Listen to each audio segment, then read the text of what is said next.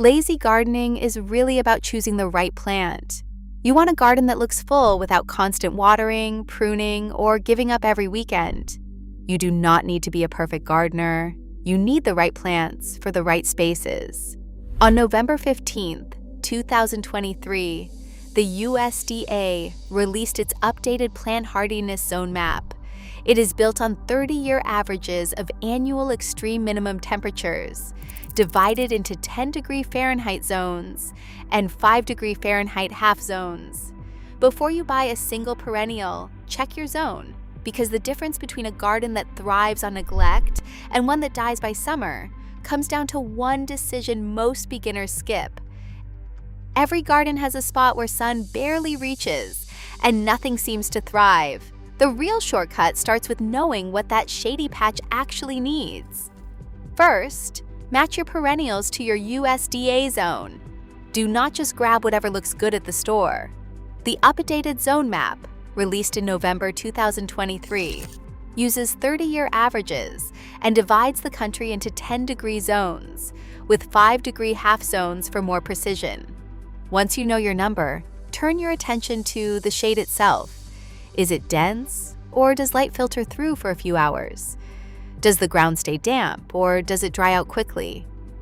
For deeper partial shade with steady moisture, hostas offer bold leaves that fill space even when flowers are gone. Astilbe biternata handles dappled shade and reaches 3 to 6 feet if the soil stays consistently moist and drains well. For edges and borders, Liriope muscari forms neat clumps about a foot high, sending up spikes of purple flowers from late summer into fall. You do not need to be a perfect gardener. You need the right plants for the right spaces. Full sun can turn a bare patch of dirt into a headache or a quick win. Black-eyed Susan steps in with golden blooms from July through October, shrugging off heat and dry spells once its roots settle in. Purple coneflower stands tall at 3 to 4 feet, opening its petals from early summer into mid-fall. And, like Black-eyed Susan, it needs extra water only during its first season. After that, both will handle drought with little fuss. Coreopsis adds a punch of color and is especially forgiving for beginners. Its only real demand is a quick division every 2 or 3 years to keep the clumps fresh. When gardeners say once established, they mean that first-year watering is still part of the deal.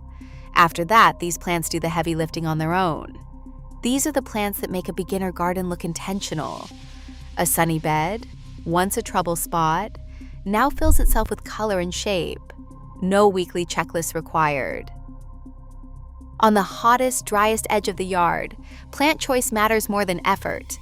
Lavender promises fragrance and color, but it demands full sun and soil that drains perfectly. Heavy clay or too much water will rot its roots. Most lavender deaths trace back to soggy ground, not a gardener's mistake. Sedum, named the National Garden Bureau's 2026 Year of the Perennial, shrugs off poor soil and neglect, thriving where little else survives. Its succulent leaves store water, so it barely notices a missed watering. Yarrow, with its feathery foliage and flat-topped blooms, grows best in lean, sunny soil and doubles as a long-lasting dried flower for arrangements. In these tough spots, low maintenance comes from matching the plant to the drainage and exposure, not from trying harder. As one nursery expert puts it, always check the tag for sun and soil before you buy. Your plants will thank you. Roughly 3 out of every 4 flowering plants on Earth depend on animal pollinators. That includes about 35% of the world's food crops. In the United States alone, more than 3,500 native bee species help boost crop yields and keep gardens thriving. Even a low-effort garden can play a part in this web of life. A lazy garden can still be a useful garden for bees, butterflies, hummingbirds, and birds. Salvia stands out for its long spikes of color, drawing pollinators from spring into fall. Catmint is another easy win, forming tidy mounds that hum with bee activity all summer. Coneflower and Black-eyed Susan, already valued for their tough nature, also double as landing pads for butterflies and seed sources for birds. As Dr. Emily Chen, a pollinator ecologist, puts it, every patch of blooms, no matter how small, makes a difference. With these perennials, supporting wildlife doesn't require extra effort or expertise. It's as simple as planting the right flowers and letting nature do the rest. Bare soil and awkward edges can make even the healthiest bed look unfinished. Ground covers step in where mulch and effort fall short. Creeping phlox forms a dense mat about 6 inches high and spreads 2 to 3 feet wide, covering slopes, tucking into wall crevices, and softening the front edge of a border. Liriope fills gaps along walkways and closes the spaces between larger plants, its tidy clumps holding their shape through the seasons. For rough, thin, or rocky spots, low-growing sedum thrives where little else will, using its fleshy leaves to store water and survive neglect. With these ground covers, the garden bed feels deliberate and whole, not like a work in progress.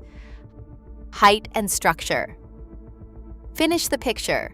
Russian sage stands out for its silver leaves and soft lavender flowers, needing almost no attention once settled in. Carl Forster feather reed grass, named Perennial Plant of the Year in 2001, brings upright lines, gentle movement, and even holds its golden stalks through winter, offering interest when little else does. For those seeking a classic, the daylily is a reliable workhorse. Just remember, every part of it is toxic to cats.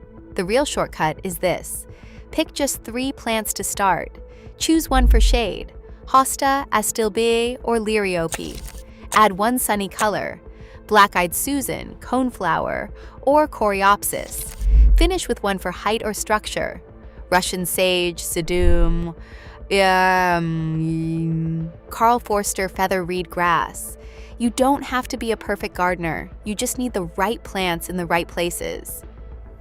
You do not need to be a perfect gardener. You need the right plants for the right spaces. Choose 3 to start. A lazy garden can still be a useful garden. Subscribe for more simple gardening wins.